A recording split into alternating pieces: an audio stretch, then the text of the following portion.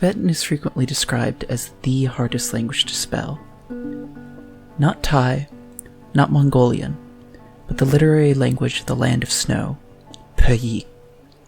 While it may not be as easy as Spanish, with its nearly one-to-one correspondence between letters and sounds, it is not that different from English, maybe even easier. Perke namchu dawa. How do we go from these esoteric spellings to the very simple syllable structure of the modern language? Dristele, nieming eliage, teringe kula pögeki drum sergien. Hello, my name is Elia, and this is Artis Ignotas, where we explore topics in historical, theoretical, and constructed linguistics. Today we'll travel to the snowy peaks of the Tibetan Plateau and learn that when you boil it down, most of the complexity of Tibetan writing can be attributed to just a handful of rules. These two tables cover all of the consonant and vowel phonemes present in modern Lhasa Tibetan, the dialect of the capital and what most people are referring to when they say quote-unquote Tibetan. Other major dialects include Amdo and Khams Tibetan, but they are quite distinct, so we'll be focusing on the standard language to make things simpler. While a decent amount of variation exists in the exact pronunciation of many of these consonants, these are generally taken to be their most common values. While two common romanizations exist for the language, the Wylie transcription and Tibetan pinyin systems, they either don't represent the spoken language or are too Sinitic for my tastes, so I will use my own, shown here. The following are all the letters and diacritics present in the Tibetan orthography, along with their corresponding pronunciations in Old Tibetan, the form of the language spoken around the 600s to 800s AD, during the rise of the Tibetan Empire and the introduction of writing to the plateau. As you can see, vowels are considered extra marks made above or below the root consonant, a term we'll cover in a moment, with the A vowel being implied. This system is called an abugida, and is common amongst the Indic languages, such as Hindi or Marathi, and this is where the Tibetan system derives from. As the story goes, the first emperor of Tibet, Sonsen Gampo, sent a minister, Tengmi Sambota, to India in order to create a new script for his budding empire. Because syllables are separated with a tiny stroke called the tsek, the system doesn't need the vowel suppressing mark found in many other abagidas. In addition to the basic consonant and vowels, there are 4 subscript letters representing the basic liquids and glides, la, ra, ya, wa. These appear under the root consonant, and they are in many ways the most confusing aspect of spelling for beginners. The old Tibetan syllable looked like so, with up to 4 consonants before the vowel and 2 after. C1 could only ever be B, while C4 could only be one of the 4 subscript letters mentioned a moment ago. C2 is a touch more complicated. If it is an L, R, or S, then it appears as a superscript on C3, the root. Otherwise, it appears on its own as a full character. The effect of C1 and 2 is generally to influence the tone and aspiration of C3. Conversely, C4 also influences these aspects of the syllable, while also sometimes altering the place of articulation, making consonants retroflex or palatal. At the end of the syllable, C6 affects tone in convoluted ways, while C5 affects the tone, length, and quality of the vowel. We'll be breaking these down into the initial, all of the consonants before the vowel, and the rhyme, everything after the initial, to make things a little more manageable. Compared to the written syllable, the spoken syllable is much less complex. At most, it involves a consonant followed by a vowel, followed by another consonant. First, let's look at those initials. They are by far the most complex part of the syllable. The first major rule you'll need to remember is devoicing and aspiration. Generally speaking, the voiceless and aspirated stops and affricates, p, t, ts, ch, s, sh, and so on, remain the same unless marked with a subscript letter. They have high tone and don't change their aspiration regardless of their surroundings. However, the voice stops and affricates, b, d, j, and so on, all devoice, leaving low tone on the vowel. However, if they are the very first letter in the initial, then they also become aspirated. This means that be, pe, zbe, be become be, pe, be, pe. All consonants before the root end up getting lost in Standard Tibetan, but they leave their mark on the aspiration and tone of the root. This system is not too different from English, where we pronounce our own letter P as B if it comes after S, but as P if it is alone. Say, pin, spin, bin. You'll notice that P in spin is actually nearly identical to the B in bin. It seems like the voice stops and affricates in Old Tibetan might have become breathy, b, da, ga, when they appeared initially, leading to the split we see now in modern Tibetan. These ended up devoicing, becoming the aspirated stops we see today. The voiceless and voiced fricatives also merged, but the only distinction they left behind is tone, with the old voiceless fricatives leaving high tone, and the old voice ones leaving low tone.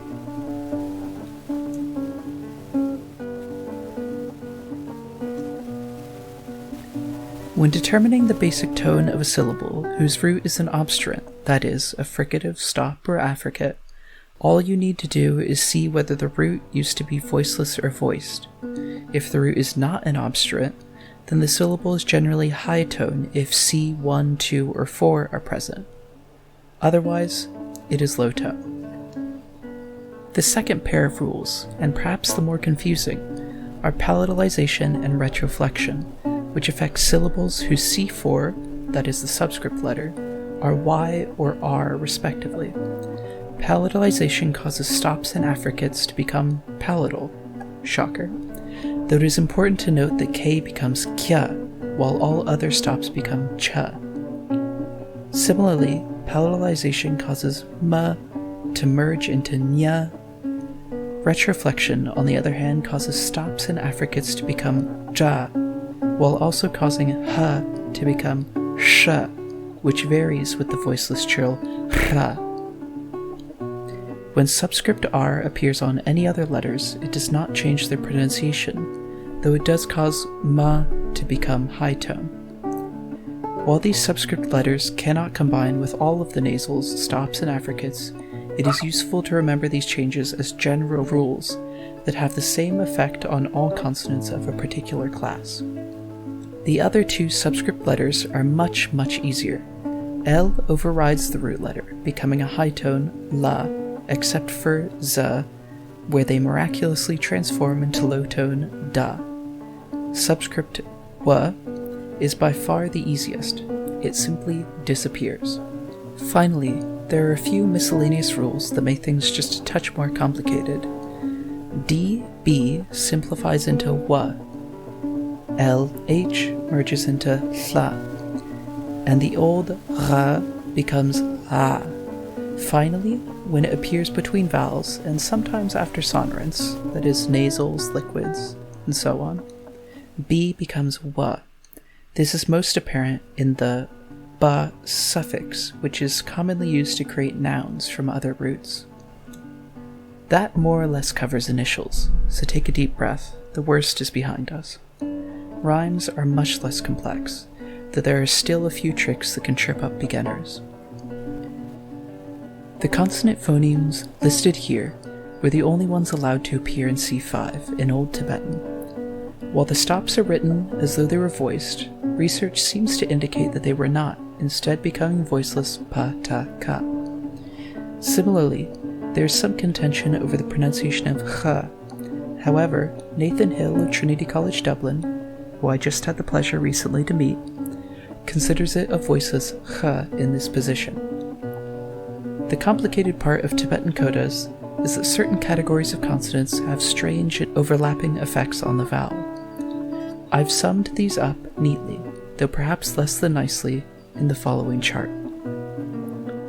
You can imagine the Tibetan coda as having three kinds of effects on vowels: nasalization, lengthening, and umlauting.